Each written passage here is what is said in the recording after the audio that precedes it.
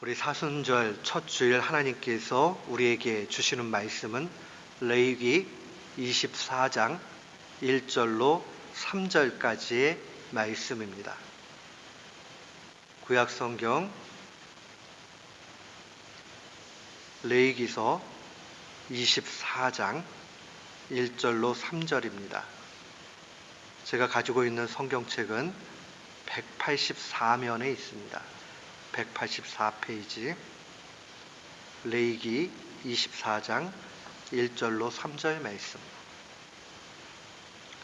우리 같은 마음으로 1절부터 3절까지 함께 봉독토록 합니다.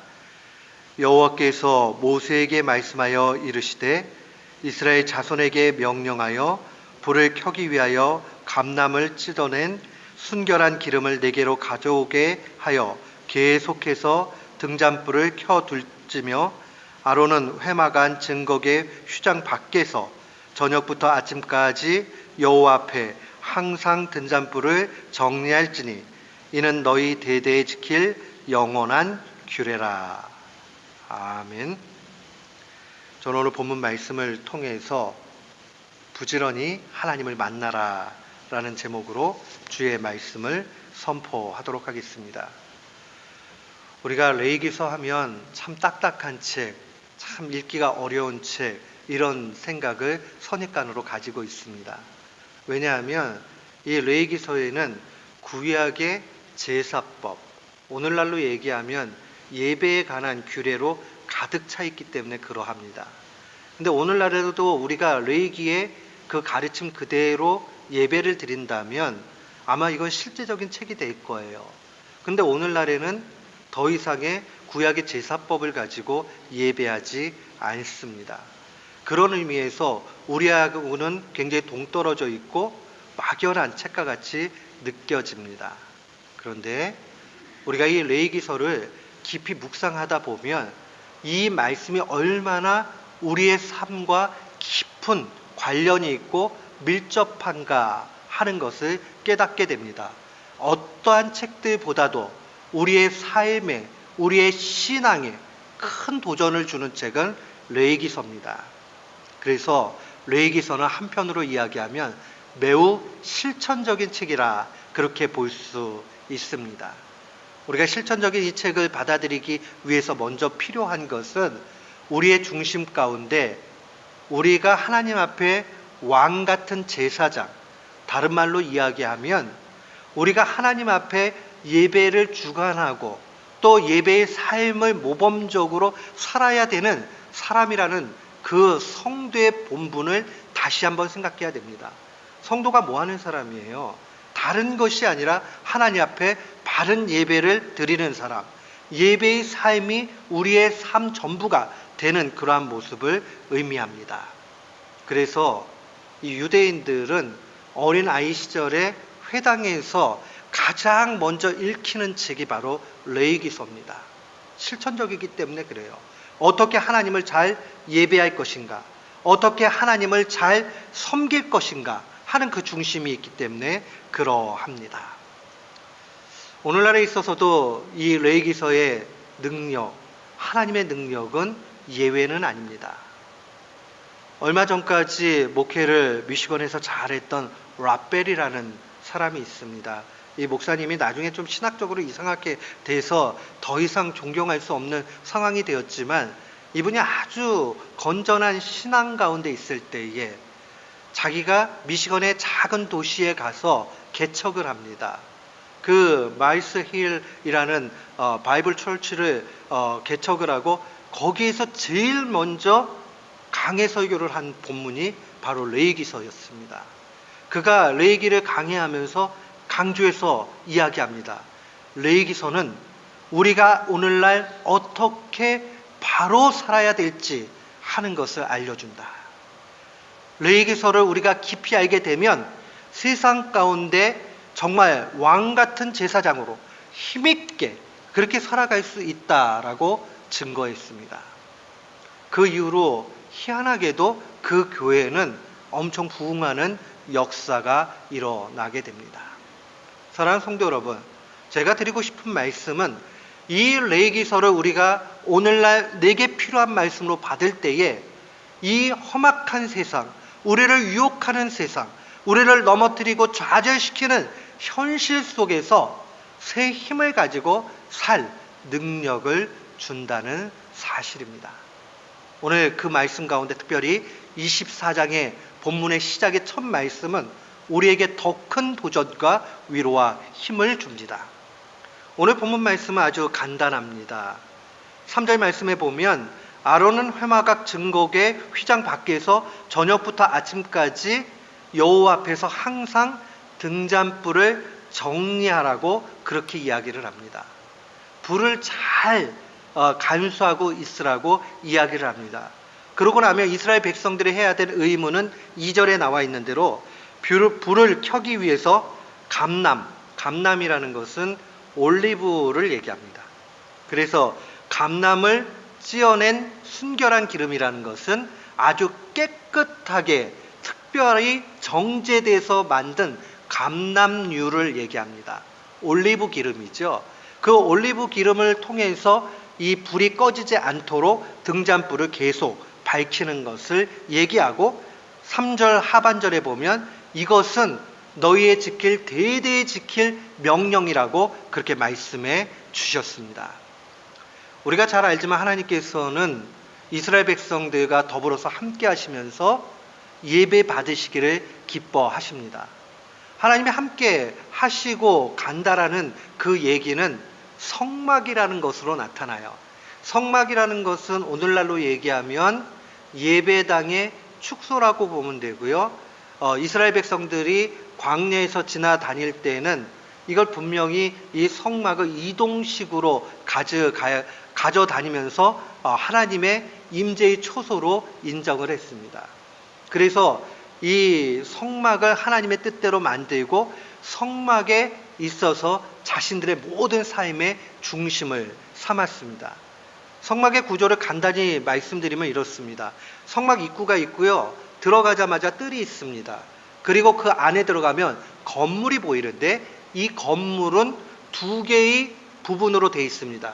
첫 번째 만나게 되는 곳이 성소이고 그 안쪽으로 들어가면 지성소라고 얘기를 합니다. 성막이라는 것은 터버너클, 하나님이 임재하는 총칭의 그 장소를 의미하는 것이고요.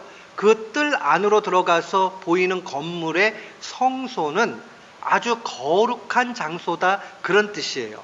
그런데 그 성소와 지성소 사이에 휘장, 오늘날로 얘기하면 커튼이 있어요. 이 커튼이 있는데 그 커튼 안쪽은 이 성소보다 더 지극히 거룩하다 그래서 지성소라고 얘기를 합니다.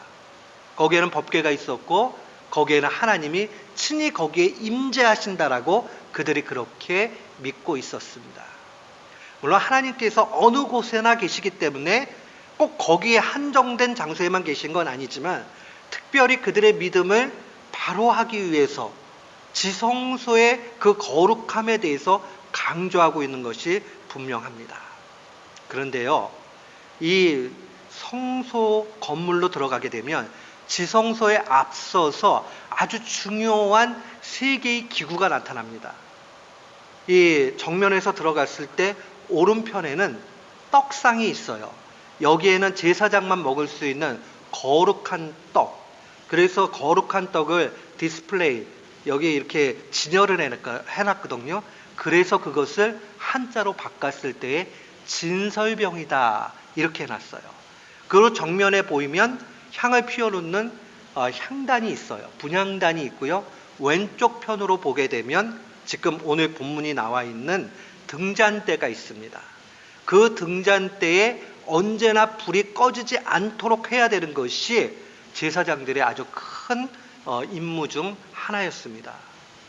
그런데 오늘 이 등잔대가 무엇을 의미하는가 하는 것을 좀 살펴봐야 돼요. 지금 이 성막 안으로 들어가서 성소가 있는데 그 성소는 작은 건물로 되어 있어요. 근데 이 건물은 위에가 커버, 그 덮개가 있습니다. 덮개가 4개로 돼 있어요. 4개의 덮개로 이렇게 감싸져 있기 때문에 불빛이 들어오는 곳이 거의 없다고 봐야 됩니다. 아주 깜깜하겠지요. 그러면 거기에 불빛이 있지 않고서는 거기서 무언가를 행하기가 굉장히 불편했습니다. 그래서 거기에 등잔대를 만들고 등불을 켜놨습니다. 근데 이 등불을 이렇게 켜놓게 되면 성소 있는 부분들은 밝지만 저 지성소 있는 부분들은 희밋하게 보이게 되는 것이죠. 아주 희밋하게. 그러한 상황이기 때문에 등잔대에 불을 꺼트리지 말라라고 그렇게 이야기를 합니다. 저녁부터 아침까지 계속적으로 이 저녁부터 아침까지 유지하라는 말은 2가지로 해석을 해요. 정말 해가 진 이후부터 해가 뜨는 그 아침까지라고 해석하는 학자들이 있고, 이것은 24시간 내내 불을 밝혀야 되는 것을 얘기하는 뜻이다라고 그렇게 해석하는 학자도 있습니다. 무엇이 되었던지 간에 그 어두운 그 성소 안을 밝힐 수 있는 유일한 것은 이 등잔대라는 것을 우리는 기억해야 됩니다. 오늘 왜 이렇게 하나님께서 이 등잔대에 불을 밝히는 것을 중요하게 여기는가? 과연 등잔대에 이 불이 뭘 상징하는지 우리가 그 사실을 알게 되면, 아하, 이게 왜 이렇게 예배함에 있어서 중요한가 하는 것을 알게 됩니다.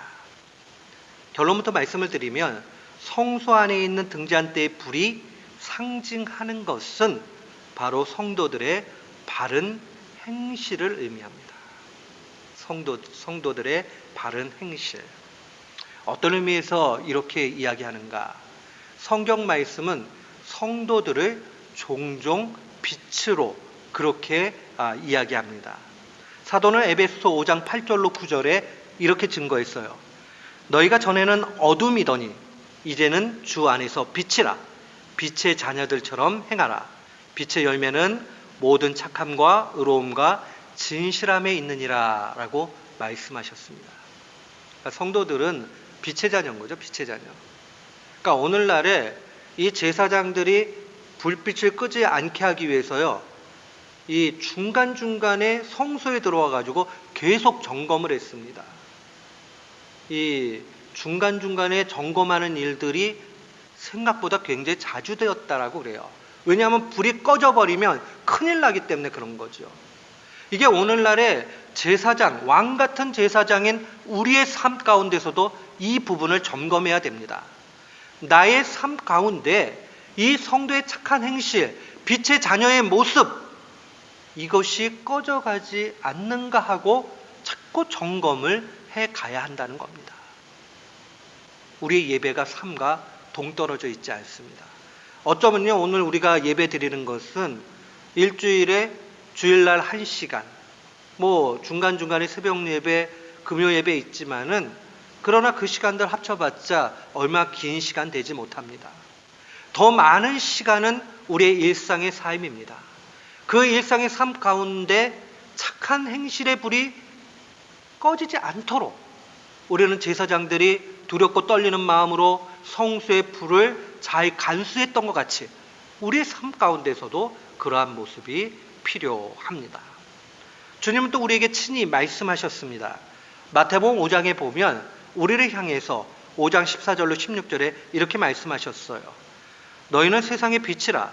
산 위에 있는 동네가 숨기지 못할 것이요, 사람이 등불을 켜서 말 아래 두지 아니하고 등경 위에 두나니 이러므로 집안 모든 사람에게 비치느니라. 이 말 아래 둔다, 등경 위에 둔다 하는 것은 이 불빛을 보통 높은 곳에 두지요. 그래야 밝게 보이니까요. 아래쪽에 두게 되면 잘 안 보이기 때문에요. 높은 곳에 둔다는 얘기예요. 이같이 너의 빛이 사람 앞에 비치게 하여 그들로 너의 착한 행실을 보고 하늘에 계신 너희 아버지께 영광을 돌리게 하라고 그렇게 증거합니다. 이것은 분명히 예수님께서 성막을 염두에 두고 하신 말씀이라고 저는 생각을 합니다. 아까 말씀드렸죠. 성소와 지성소 사이에는 컬튼, 휘장이 있어요. 그러니까 이 휘장 가운데서 잘 보이지 않아요. 근데 등잔불이 있는 그 불빛으로 어렴풋이 아주 희미하게 하나님의 임재의 처소 지성소의 법계 그 가운데를 느낄 수 있을 정도인 겁니다. 그러면 이 말이 딱 떨어지지요. 세상 사람들은요, 신자들의 착한 행실, 꺼지지 않는 불빛의 모습, 그것을 보고 아하, 하나님이 계시구나 라고 느끼는 겁니다. 우리 이 사실을 책임감 있게 받아들여야 됩니다. 우리가 살아가는 모습 하나하나가 다른 사람들에게 하나님을 어떻게 선전하는가 하는 것이 됩니다. 자칫 잘못하면 하나님을 욕보일 수 있다는 것을 기억해야 됩니다. 멀리 떨어져 있지 않지요. 우리가 운전하는 모습, 우리가 삶의 고난 가운데 살아가는 모습, 우리의 언어 생활, 우리의 작은 한 가지 한 가지의 모습을 통해서 하나님이 높아지시기도 하고 하나님이 안 보이기도 합니다. 만약에 우리에게 착한 행실이 없고 우리에게 예수 믿는 냄새가 나지 않는다면 사람들은 하나님을 보지 못할 것입니다. 우리는 하나님의 선전 도구라는 사실을 분명히 놓치지 말아야 됩니다. 왜 세상 사람들이 예수 그리스도를 믿는 신앙인들이 잘못하면 집중하고 더 크게 이렇게 이야기를 할까요? 어쩌면 더 크게 이야기를 하고 그런 실망감을 표현하는 말이 우리에게는 소망이 됩니다. 왜요? 그래도 기대감이 있으니까, 예수 믿는 사람 안 그랬으면 하는 기대감이 있으니까 그 정도라도 하는 거예요. 이게 너무 자연스럽게 아유 예수 믿는 사람 다 그렇지 이 상황까지 가게 되면요, 더 이상 그것을 문제 삼지도 않고 문제라고 여기지 않을 뿐만 아니라 예수 믿는 사람들은 이중인격자야, 그런 사람들이야 라고 이야기할 것입니다. 오늘 우리는 이 사실을 다시 한번 마음에 간직해야 되겠습니다. 너희의 착한 행실을 보고 하늘에 계신 너희 아버지께 영광을 돌리게 하라. 성소에 있는 등잔불이 지성소의 법궤까지 간접적으로 빛으로 비춰지는 것 같이 하나님이 반드시 거기 계시다, 하나님이 너와 함께 하신다 하는 것을 보여줄 수 있는 것은 우리의 믿음의 모습, 우리의 삶의 모습 가운데 나타납니다. 사랑하는 성도 여러분, 과연 예수님께서 말씀하신 착한 행실이라는 게 뭘까요? 예수님 말씀하신 착한 행실, 너희의 착한 행실을 보고 하나님 계신 것을 알게 하고 하나님께 영광을 돌리게 하고 하는 이 말씀이 과연 뭘까요? 우리는 주님의 말씀으로 다시 한번 와서 생각해 봐야 됩니다. 다시 마태복음 5장으로 오게 되면 5장 17절에 주님이 이런 얘기를 하세요. 내가 율법이나 선지자를 폐하러 온 줄 생각하지 말라. 폐하러 온 것이 아니요 완전하게 하게 왔다라고 말씀하십니다. 완전하게 하려 합니다. 부족하기 때문에 뭘 채운다는 게 아니라 이 율법과 선지자, 율법이라는 말은 모세 오경을 얘기하는 거고 선지자는 선지서를 얘기합니다. 다 합쳐서 얘기하면 구약 성경 전체를 얘기합니다.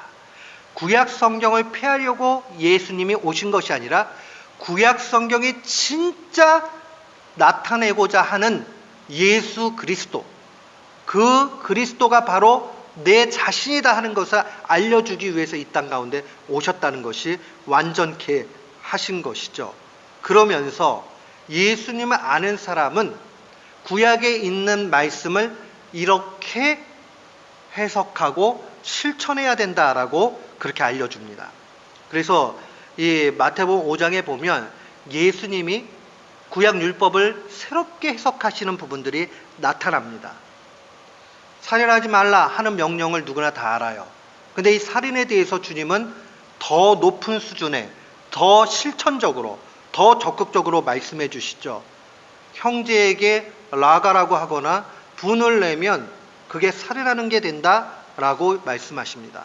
나쁜 말 하는 것도 살인하는 것이다 라고 말씀하십니다. 예수님의 해석이에요. 간음도 율법에 의하면 현장에서 잡혀야지 간음이 됩니다. 그러나 주님은 마음에 음욕 품는 것도 간음이다라고 더 높은 차원으로 요구를 하십니다. 결국 이 말씀이 우리에게 주어지는 것은 무엇이냐면 우리의 마음과 우리의 삶의 실천에 있어서 분명히 하나님께서 증거로 주셨던 것 이상의 것으로 우리가 나아가야 된다 하는 것을 알려줍니다. 그게 바로 하나님이 우리에게 요구하시는 것이다 라고 이야기하면서 요약해서 한마디로 말씀해 주셨어요. 그게 바로 하나님을 사랑하고 이웃을 사랑하는 것이다 이렇게 말씀해 주셨습니다. 하나님 사랑과 이웃 사랑, 이 두 가지가 떨어지면요 말이 안 되게 돼 있어요. 하나님만 사랑하고 이웃을 안 사랑한다 하게 되면 종교인이 되고 맙니다. 하나님이 원하시는 가르침이 아니에요. 그냥 종교 행위를 하는 종교인이 되고 말아요. 하나님만 사랑한다 하고 살아가면. 근데 하나님 사랑이 없이 이웃을 사랑한다 이렇게 이야기를 하면 그 사람의 이웃 사랑은 진정한 사랑이 되지 못하고 그저 이웃에게 동정 정도 하는, 그래서 자기의 착함을 얘기하는, 이러다가 사탄이 들어와서 교만하게 만들면 자기를 뽐내는 율법주의 그런 차원으로 남게 되고 말아요. 그러니까 이 두 가지가 따로따로 있게 되면 문제가 됩니다. 반드시 한 쌍이 돼야 돼요.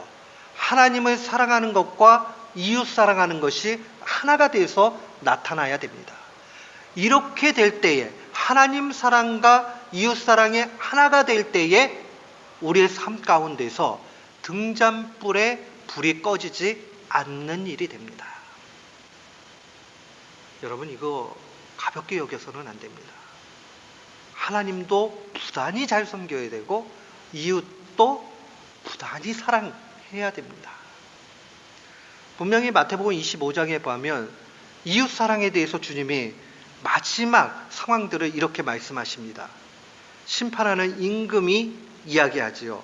임금이 대답하여 이르시되 내가 진실로 너희에게 이르노니 내가 여기 내 형제 중에 지극히 작은 자 하나에게 한 것이 곧 내게 했다라고 말씀하십니다. 우리가 잘 아는 말씀이죠. 주님이 이 의인들을 향해서 이야기하면서 너희들은 의인이고 참 잘했다 하면서 천국을 상속받으라 말씀하십니다. 그러면서 내가 헐벗었을 때 입혀줬고 배고플 때 먹여줬고 목마를 때 마시게 해줬다라고 얘기하니까 그 있던 사람들이 얘기하죠. 제가 언제 주님을 알아보고 그렇게 했습니까? 라고 얘기하니까 지극히 작은 자,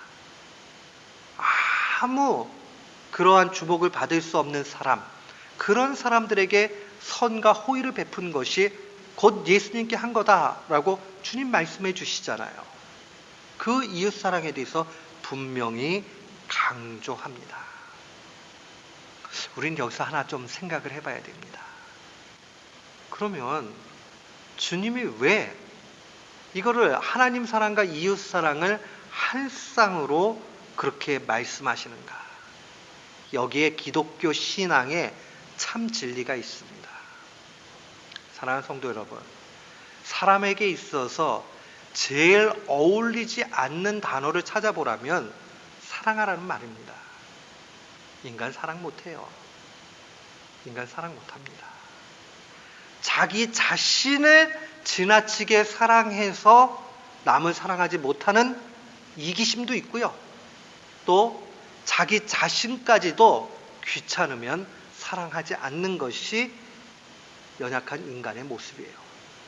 사람은 사랑과는 전혀 상관없는 존재라고 얘기해도 과언이 아닙니다. 정말 과언이 아니에요.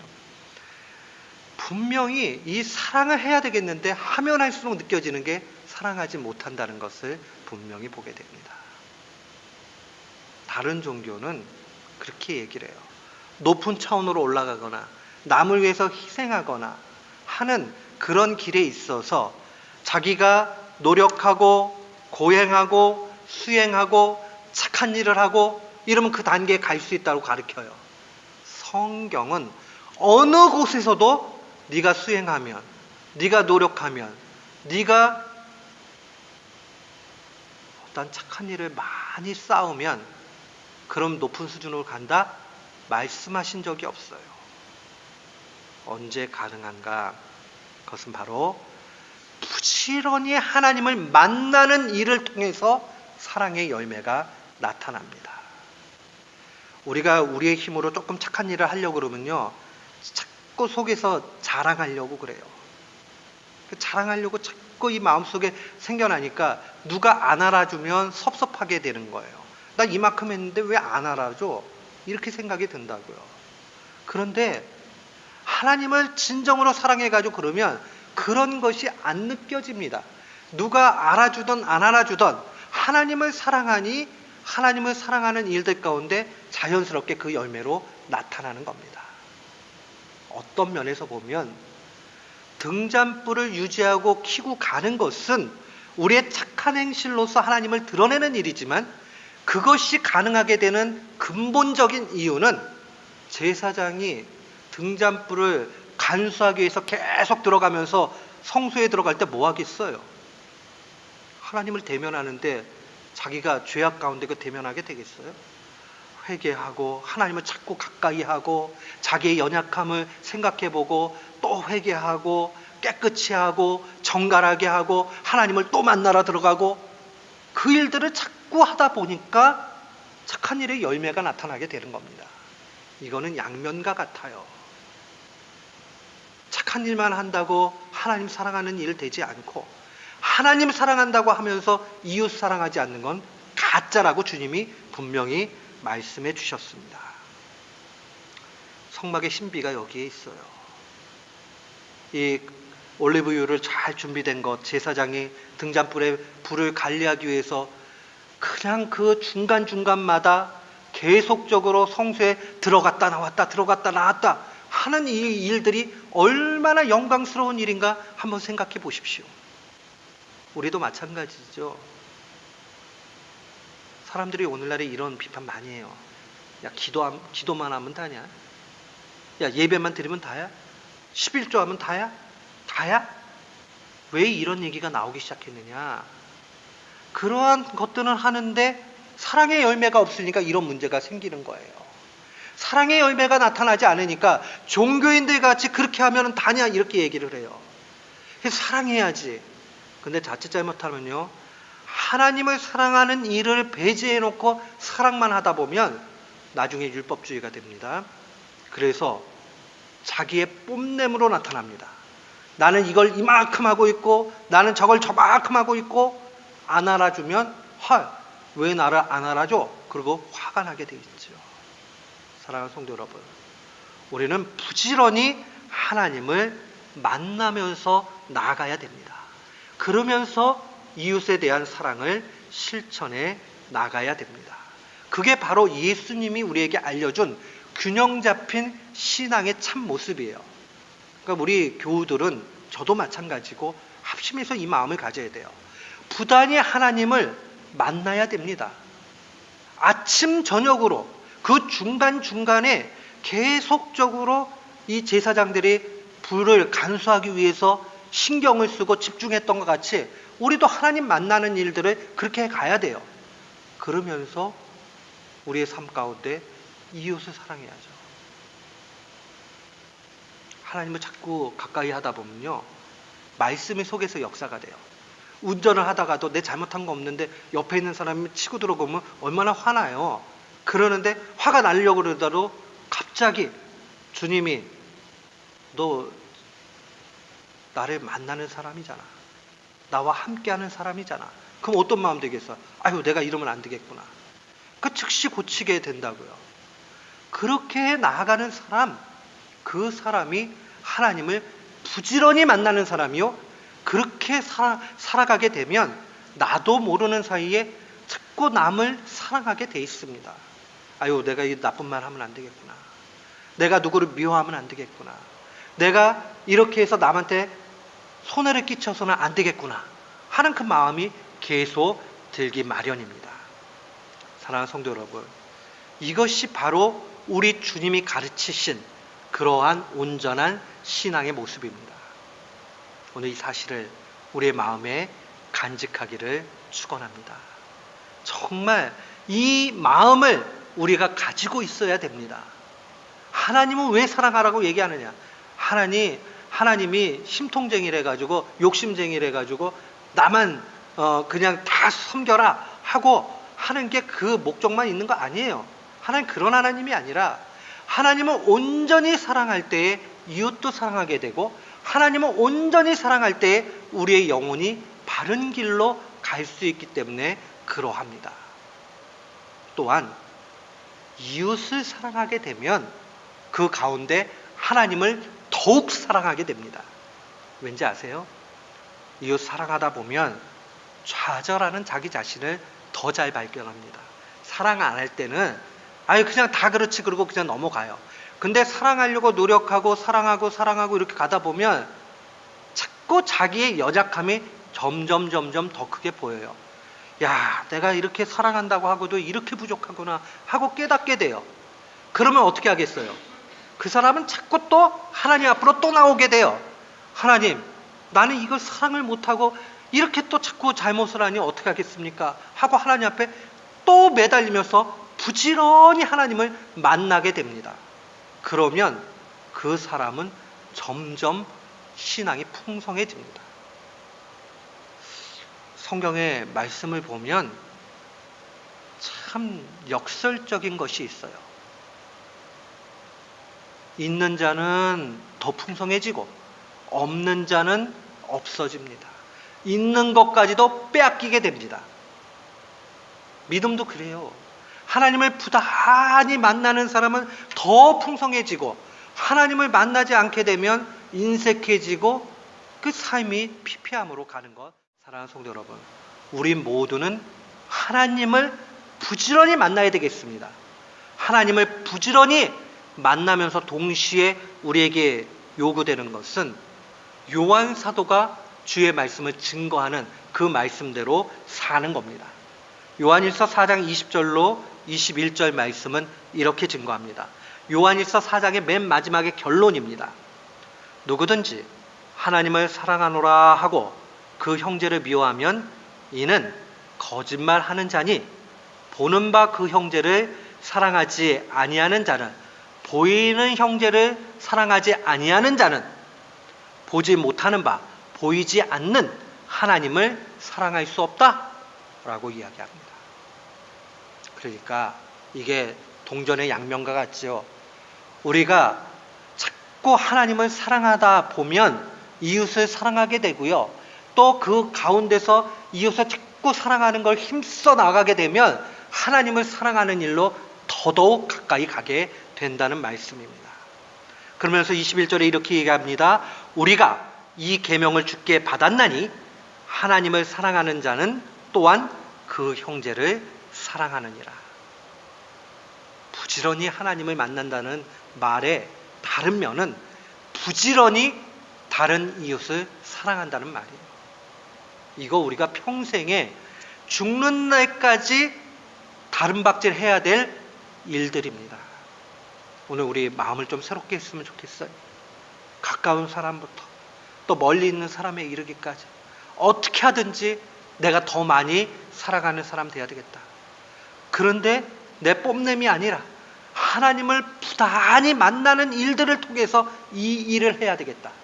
마치 제사장들이 밤낮으로 그 불빛을 간수하기 위해서 힘써서 하나님을 만난 것 같이 또 그 불빛이 하나님이 임재하신다는 것을 간접적으로 보여주는 것 같이 나의 착한 행실을 통해 하나님께 영광 돌리는 일들이 나타날 수 있도록 내 그래 살아야 되겠다는 결단이 있어야 되겠습니다. 오늘 이 말씀 마음에 간직하면서 하나님 부지런히 찾고 이웃 사랑하는 우리 모두가 되시기를 주님의 이름으로 축원합니다. 아멘.